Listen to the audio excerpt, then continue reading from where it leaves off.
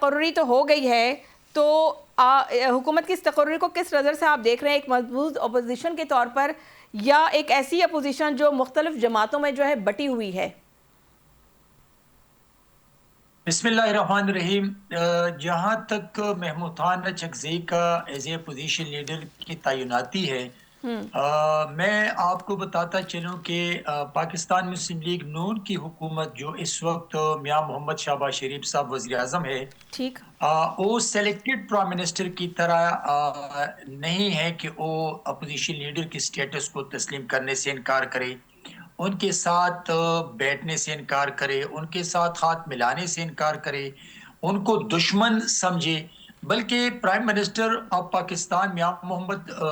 شہباز شریف صاحب ان کو opposition leader کے سٹیٹس کو مانیں گے، ان کے ساتھ بیٹھیں گے، اور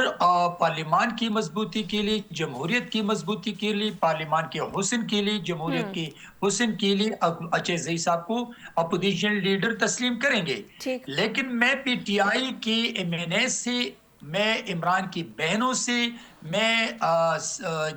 مجرم قیدی 804 سے، میں آج آپ کے چینل کے توسط سے کہنا چاہوں گا اور یہ بتانا چاہتا ہوں کہ 3 مہینے کے بعد، جیسے خیبر پختونخوا کی چیف منسٹر کو جب وہ جلسے میں تقریر کرتے تھے اور پی ٹی آئی کے ورکر ان کو بوتلوں سے، ان کو جوتوں سے، ان پتھروں سے مارتے تھے، میں آپ کو بتاتا چلوں کہ 3 مہینے کے بعد پی ٹی آئی کے ایم این ایز اور عمران کی بہنیں اس اپوزیشن لیڈر کو، جس کی بنانے کے لیے حکومت پہ مختلف آبجیکشن کرتے تھے، اعتراضات کرتے تھے، لیکن آج کی تاریخ دیکھ لیں، آج کا دن بھی لکھ لیں اور ٹائم بھی لکھ لیں کہ 3 مہینے کے بعد پی ٹی آئی کے ایم این اے محمود خان اچکزئی کے خلاف ایک بھرپور تحریک شروع کریں گے، اور سب سے پہلا سٹارٹ لیں گے علیمہ جو عمران کی بہن ہے، نہ ان کی بات مانی جائے گی، نہ ان کو